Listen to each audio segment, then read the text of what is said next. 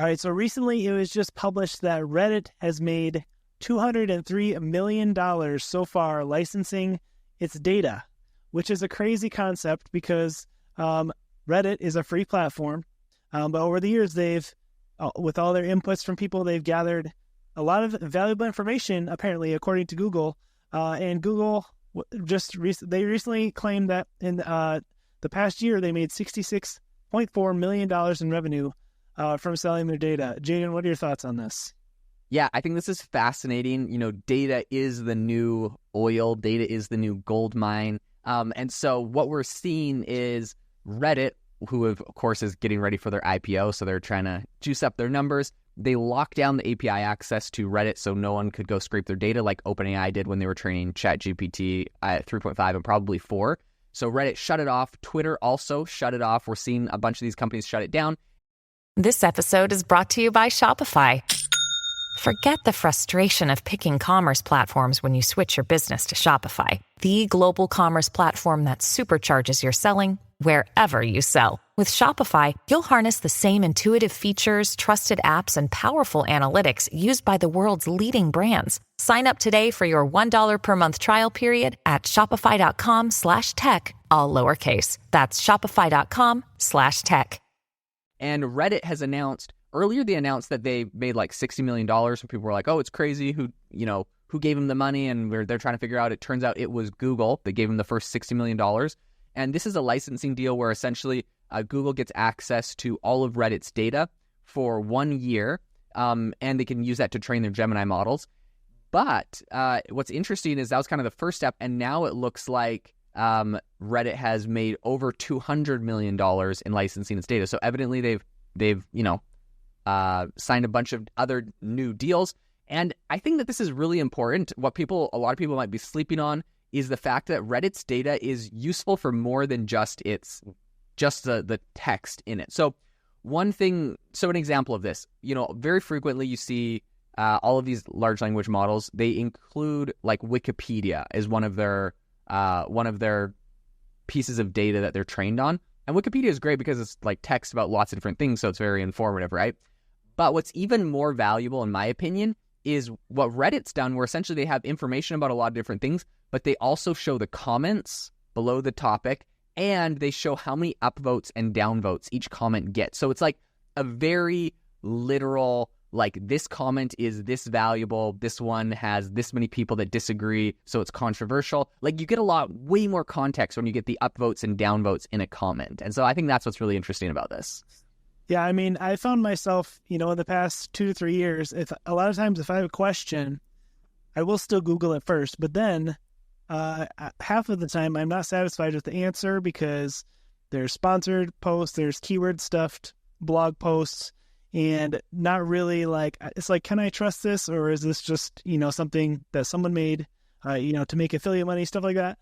So I'll go to Reddit, and I end up trusting a lot of times the answer I find on Reddit more than Google, which is pretty fascinating because anyone can post on Reddit. It's kind of like, back to your Wikipedia example, when Wikipedia came out, teachers would say, you can't trust Wikipedia, because anyone can write a Wikipedia article. But it quickly became, essentially peer-reviewed, and it became one of the most accurate sources of information we have. I think this a similar thing is almost happening with Reddit, and I think Google, is kind of realizing this and realizing that if they want to keep up with Reddit, and they're going to need that data. So I think really it's probably a good investment for them.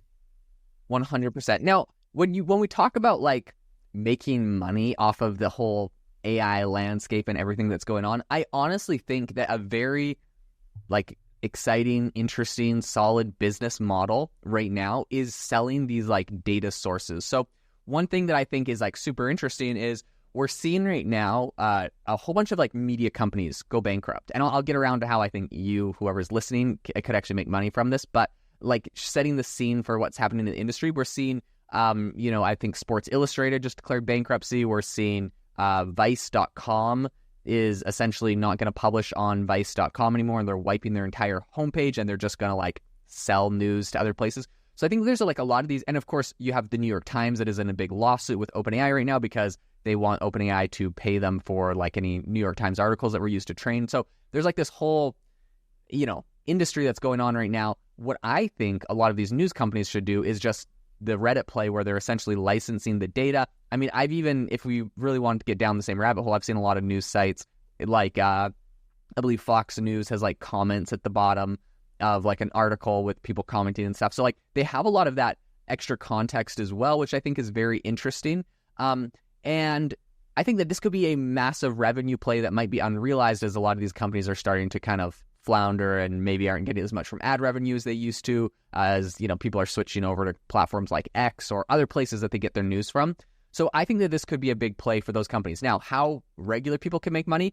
Any business that is a chat forum that is like it has valuable content, niche specific, I think you could make money from either selling this to AI companies that are specifically in that area, or for like literally training your own models. So examples of this are like, I know I have friends that have like travel chat forums. They've had these things, like they were used to be really popular back in the day, but they've had these things for 10 years. They're like, oh, whatever, we have a certain amount of like people chatting about like the best places to go and things to do and stuff like that. And they're kind of these forums. They seem like old and archaic. These are actually very valuable data mines. And travel is kind of generic, so maybe less so this. But like, let's say you have a forum or a blog and it's all about like a very specific type of Sony lens or something, and everyone's talking about all the ways that they can use that. And you might have exclusive comments from photographers or people on that. I think that there's a way you could make money from that. Okay, here's an interesting one, Jamie. Sorry, I'm just spitballing ideas. No, yeah. What if you scraped all of the comments on your YouTube channel, all of the videos you made, like you get the transcript of the video and then all the comments based off of that, and you made like a little data set? If you're an expert in a niche specific area, you could probably train a model to be fairly good with like information around that very small niche specific area. And I think that could be a valuable AI model in the future. Yeah, well, I mean, that's kind of, a strategy in making content is you make content based off the questions that are asked by people. So, if a lot of people are asking a certain question, that there's a need for that, information. So I think you have a great point where if you could have quick summary of all the data and know, what the most asked questions are or the most, important points are, you could summarize that and you could even create, back to the whole ebook example we've talked about, you can make a really helpful ebook that way. And something that you bring up about the whole forum idea, I think is really just interesting in general from a making money standpoint, is the Facebook group. I know a couple of years ago, especially during COVID, made a huge resurgence. You could start a Facebook group and build a little community there of all people who are interested, in the same things. For example, reselling. A lot of people, their reach was kind of knocked down by Facebook Marketplace. They wanted you to start paying for ads to list items, and it became a lot harder with their algorithms to sell things. And so people started their own Facebook group, kind of like a forum or community like you're talking about, and then they were able to sell their stuff to those people without the barrier of, an algorithm, things. So yeah, there's a lot of power in building communities around whatever your business is or your interests are. 100%. Oh my gosh, I didn't even think about that. I don't think anyone's talking about this, so we're exploring out loud in real time. But Jamie, imagine if you have a Facebook, just think of like any sort of group of concentrated information around one specific topic that you have.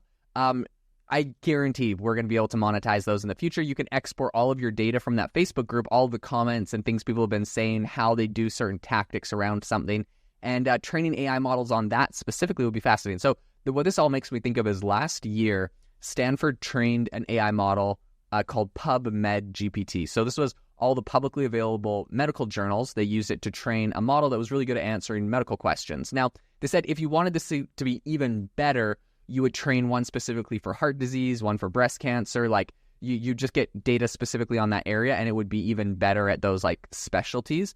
And this is also the way the whole industry is going, where essentially like ChatGPT, when you use GPT-4, it's actually not really a large language model is honestly like a little bit almost deceiving, because what it really is that it is, when you look at the weights and models and stuff and how this thing actually runs, it's actually a group of 16 different like quote unquote experts. So expert models at specific things. So one might be really good at logic and reasoning. One might be really good at math. One might be really good at science.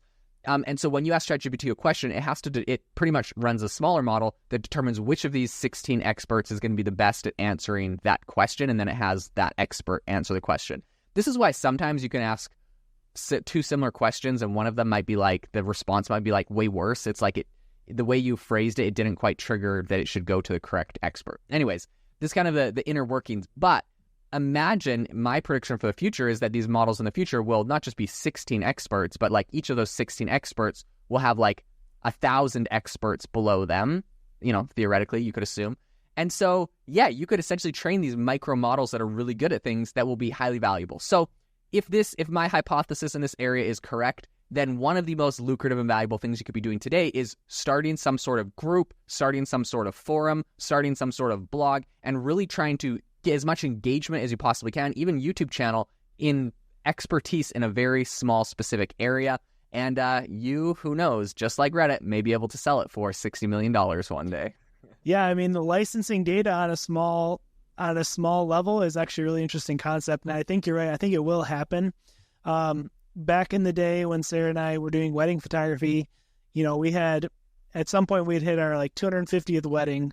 We were pretty well known in the area, and a tourism company paid for by the city actually saw one of our pictures, and they asked if they could license just one picture for like a billboard for the city. It had like some diversity in it, and so we said, sure. Even though we had already been paid by the client, we had to just get their permission, and then we could license that image. I mean, that was like my first licensing experience, and it was like, felt like free money. It was amazing. So how much did they pay to license it for the billboard?